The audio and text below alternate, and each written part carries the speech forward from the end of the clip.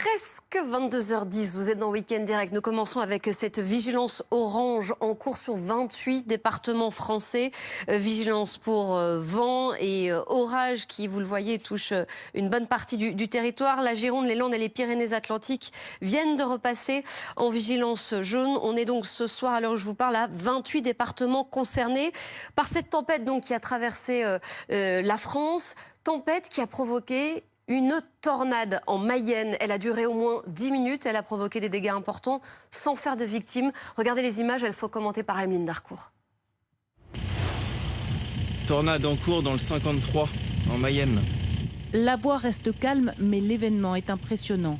Ce témoin BFM TV a vu la tornade se former. On voyait un nuage à peu près à 2 km de nous, en face, qui commençait à tourbillonner sur lui-même. Donc, j'ai discuté avec ma copine un petit peu.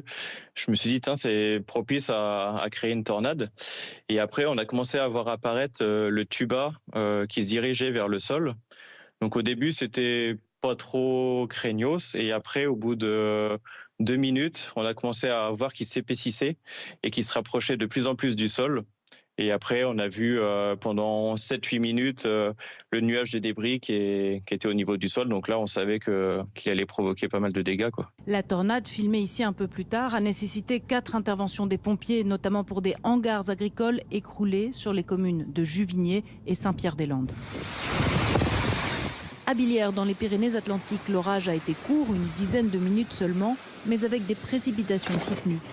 C'est le cri qu'on entend, c'était la surprise et un éclair foudroyant qui est tombé juste à côté de la maison. Ça arrivait très rapidement, c'était super intense et la pluie était couchée en fait avec un vent du sud. On se serait cru dans l'œil du cyclone. À Calignac, dans le Lot-et-Garonne, la grêle ricoche sur la toiture. Des pluies très abondantes à Loulay en Charente-Maritime. Là aussi, l'orage reste peu de temps, mais il est très intense. Même phénomène dans la Vienne. En fin de journée, ces voitures sur l'autoroute A20 sont à l'arrêt, bloquées par des accumulations d'eau. On est avec Patrick Marlière pour parler de ce phénomène météo, de cette tempête qui a traversé la France. 28 départements encore en vigilance orange. Bonsoir Patrick Marlière, météorologue et directeur d'Agathe Météo. Dites-moi Patrick, je croyais que les tornades en France c'était un événement rare, exceptionnel. Ça allait de moins en moins quand même. Oui, on croit que c'est un phénomène exceptionnel et rare, et à vrai dire, des orages, il y en a tous les ans, et de nombreuses tornades sont observées sur l'ensemble du territoire. Alors certes, elles n'ont pas toutes une forte intensité, mais rappelez-vous, l'année dernière, au mois d'octobre, le 23 octobre 2022, une tornade encore plus impressionnante touchait les Hauts-de-France, à Bihucourt, dans le Pas-de-Calais, et là, les dégâts étaient bien plus impressionnants, puisqu'elle avait traversé quelques villages, et notamment celui de Bihucourt, en provoquant de nombreux dégâts. Mais là, cette tornade, heureusement, s'est produite un peu plus en campagne, dans une zone un peu plus isolée. Donc, les dégâts sont effectivement sur des bâtiments agricoles. Mais oui, des tornades, on en observe de tout le temps. Ce n'est pas un phénomène qu'on associe à tout ce qui est en train de se passer maintenant. Mais effectivement, lorsqu'il y a des orages, et comme ces orages sont de plus en plus forts et fréquents, eh bien, oui, il faut s'attendre à ce type de phénomène à chaque fois qu'il y a une tendance orageuse. D'ailleurs, tous les prévisions météo annonçaient ce risque de tornade sur bon nombre de régions. Peut-être pas la Mayenne, parce que c'est un phénomène qui s'est passé de façon très isolée, mais on voit des rafales de vent très importantes sur toute la ligne orageuse qui remonte actuellement vers le nord du pays. Restez avec nous, Patrick. On va rejoindre Vanessa Guillou. Bonsoir, Vanessa. Vous habitez, vous, à Juvigné, dans la Mayenne. Vous êtes d'où nous parlez-vous? Est-ce que vous êtes chez vous et d'où avez-vous vu cette tornade? Racontez-nous ce qui vous est arrivé là ces dernières heures. Alors, à l'instant présent, oui, je suis chez moi et du coup, on a vu la tornade en se baladant en voiture, tout simplement. On a regardé autour de nous et on a vu un tourbillon tourner dans le ciel. Et du coup, ça nous a interpellés parce que c'était très impressionnant. Vous étiez donc dans votre voiture. À quelle distance de cette tornade? Vous êtes en mesure de nous le dire? À peu près 15-20 km. 15-20 km. Et donc, oui. Qu'avez-vous vu? Et surtout, qu'avez-vous ressenti quand vous l'avez vu? Déjà, ça m'a fait très peur parce que c'était un phénomène qu'on ne voit pas très souvent, enfin même très rarement. On n'a jamais vu ça en Mayenne. Et tout simplement, on a vu d'abord un tout petit tourbillon tourner dans l'air et après, on a vu plein d'objets qui ont commencé à sauter dans le ciel. Patrick Marlière, vous pouvez peut-être décrypter ce que nous raconte Vanessa. Vanessa, je reviens vers vous dans un instant. Ce phénomène de tube, comme ça, on entendait un témoin aussi dans le reportage de BFM TV qui racontait qu'il y avait ce phénomène de tube qui se rapprochait de plus en plus du sol. Oui, alors, le déroulement du déclenchement d'une tornade, effectivement, a été assez bien raconté. Donc, un nuage d'orage très important.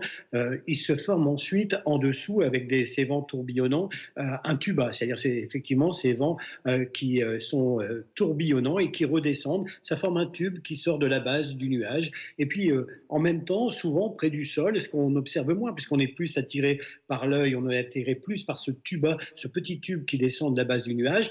Au sol se forme aussi un tourbillon de poussière et les deux phénomènes vont se réunir. Et là, on a des vents tourbillonnants qui vont souffler de plus en plus fort. Et lorsqu'on observe justement une tornade comme celle qu'on voit sur cette vidéo et dans les photos, eh bien, cette tornade est quand même assez importante. Elle a dû donner des vents assez forts, à plus de 100 km à l'heure. Alors, difficile d'estimer quelle était la vitesse des vents qui accompagnent cette tornade. Alors, comment on fait en météo? Simplement, on va aller observer les dégâts qu'a provoqué cette tornade et c'est en fonction des dégâts que l'on va observer qu'on va qualifier donc une fourchette de rafales de vent possible. Alors là, quand on regarde les images, mais évidemment, il faudra voir après coup, après l'observation de ce phénomène, eh bien, c'est certainement des vents qui ont soufflé à plus de 100 voire 150 km à l'heure quand ça accompagne ce type de phénomène. Donc, c'est à peu près le niveau de ces forces de tornades que l'on observe dans ce type d'orage qui a touché la Mayenne. Vanessa, il y avait peut-être d'autres.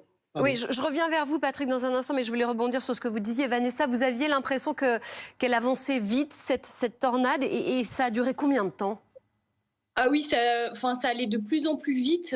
Et ça a bien duré au moins 15 à 20 minutes et elle se déplaçait sur place et après elle se déplaçait dans le temps. Patrick Marlière, 15 à 20 minutes, c'est possible ça? C'est extrêmement long, non? Ben écoutez, parfois, alors, la tornade justement du 23 octobre 2022 à Bihucourt, elle a parcouru plus de 200 km. Elle s'est formée dans la Normandie, elle a touché Bihucourt qui était dans le Pas-de-Calais et elle s'est dirigée ensuite vers le sud de la région bruxelloise, donc en Belgique. Ça peut parfois durer beaucoup plus longtemps, mais effectivement, les petites tornades qui se déroulent en France, c'est les plus fréquentes. Elles ont une durée de vie de 10 à 15 minutes. On a le temps de les observer et de regarder quand elles se passent en journée, évidemment. Mais oui, elle ne se déplace pas très vite. La vitesse de déplacement de la tornade, c'est pas très rapide. En revanche, c'est les vents qui sont à la fois ascendants et descendants. Justement, c'est ça qui fait sécateur, qui coupe un peu tout. Et c'est ces vents-là qui sont les plus forts. Pas le déplacement. Qu'est-ce qui fait que ça s'arrête? Qu'est-ce qui met fin à une tornade? Elle s'épuise toute seule?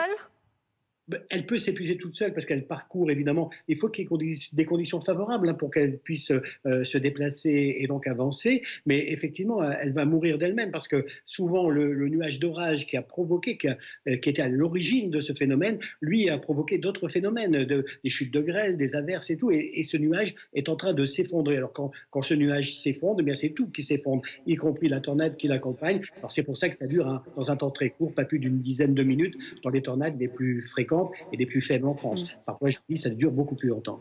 Vanessa, j'imagine qu'une fois, après avoir observé ce phénomène impressionnant et un peu terrorisant aussi, c'est ce que vous nous avez dit, vous êtes allé vous mettre en sécurité chez vous. Est-ce qu'il y avait des dégâts autour de chez vous? Parce qu'elle a quand même causé des dégâts, cette tornade en Mayenne.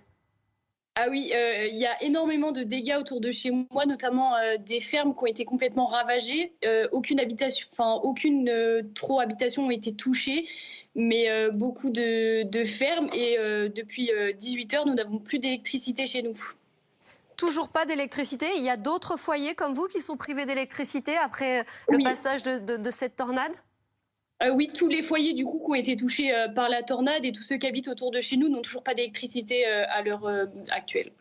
Est-ce que les autorités locales, le maire vous a fait passer des messages? Non du tout, on n'a rien reçu pour le moment, peut-être plus tard dans la soirée, mais aucune information pour le moment. Merci beaucoup pour votre témoignage, Vanessa Guillou. Patrick Marlière, au-delà de ces tornades, on peut peut-être de cette tornade, pardon, on peut peut-être revenir aussi sur ce phénomène météo dans sa globalité, cette vigilance qui concerne donc encore 28 départements ce soir. Ce qui était assez frappant aujourd'hui, c'est que il y a eu des pluies très intenses, notamment du côté de Limoges. On va voir hein, les images marquantes de cette soirée. Pluie très dense du côté de Limoges. Il y a eu des orages au niveau de Pau, notamment, qui ont été très violents, de la grêle du côté du Gers. Bref, c'est un phénomène, un épisode très diversifié. Oui, et on a tous les phénomènes principaux qui accompagnent une activité orageuse très importante dans le type de situation météo que l'on a connue. C'est-à-dire qu'on sort d'un épisode de forte chaleur, là aussi exceptionnel sur la France, avec des températures très élevées. Pendant une dizaine de jours, on a dépassé les 30 degrés en région parisienne, ce qui doit constituer certainement un record. On n'a pas battu des records de température, mais des records de chaleur dans la durée. Et puis, évidemment, le brusque changement de masse d'air, c'est-à-dire que l'air chaud s'évacue vers l'est de la France, et puis de l'air beaucoup plus frais vient par le nord-ouest et l'ouest se confronter à cette masse d'air.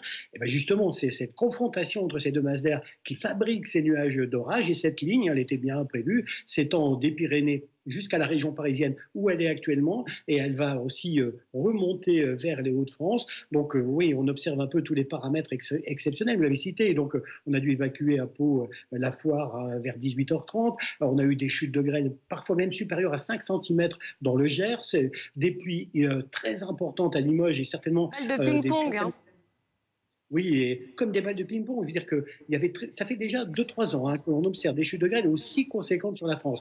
Et ça, on le doit justement au réchauffement climatique, sans aucun doute, parce que ce réchauffement, c'est pas lui qui est en cause des orages, évidemment, mais il accentue ces phénomènes. Donc les orages, à cause de ce réchauffement, à cause de ce bouleversement climatique, sont de plus en plus forts. Et c'est ça qu'on observe actuellement, pas que sur la France, on le voit un peu partout en Europe et dans le monde. Les activités météorologiques sont de plus en plus intenses et inquiétantes. Inquiétante, menaçante aussi, c'est ce qu'on vient de voir avec cette tornade. Heureusement, il n'y a pas de victimes, mais il y a quand même des dégâts considérables. Il y a ces grêlons qui font donc la taille d'une balle de ping-pong. Ça peut aussi blesser quelqu'un. Vous avez des chiffres sur les pluies qui sont extrêmement impressionnantes aussi, ces pluies denses qui sont tombées du côté de Pau. La quantité de pluie qui est tombée, on a quelques chiffres là-dessus Oui. qui sont des records potentiellement ?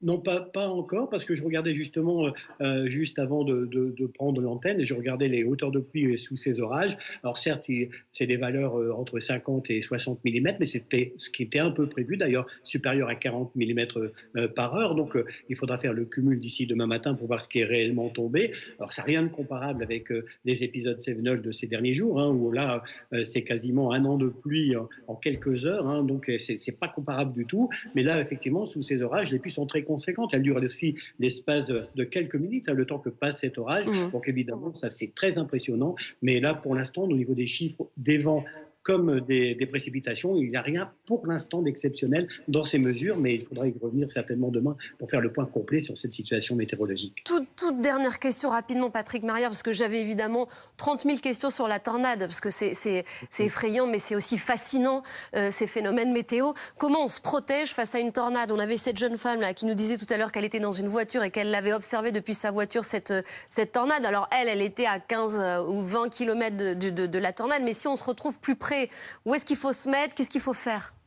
Mais quand on est dans sa maison, déjà quand on est dans sa maison, il faut se protéger, il faut rester à l'intérieur de sa maison. Il n'y avait pas d'autre doute, il ne faut pas sortir, il faut laisser fermer. Je peux vous dire que pour avoir vu des vidéos de phénomènes tornadiques depuis des dizaines d'années, je peux vous dire que évidemment, il faut vraiment rester au centre de sa maison. Si possible, qu'on n'a pas le choix de se mettre à l'abri, sous une table par exemple. Et il faut éviter que... Voilà, ça c'est...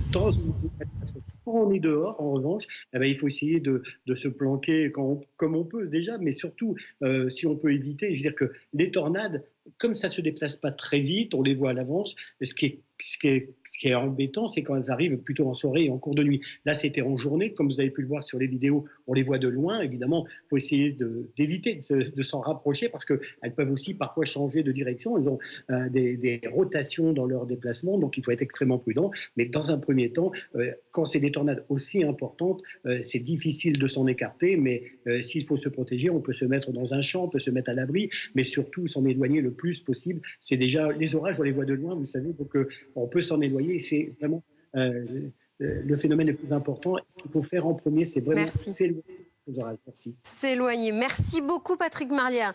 Merci pour toutes ces explications. On marque une pause et on se retrouve dans un instant.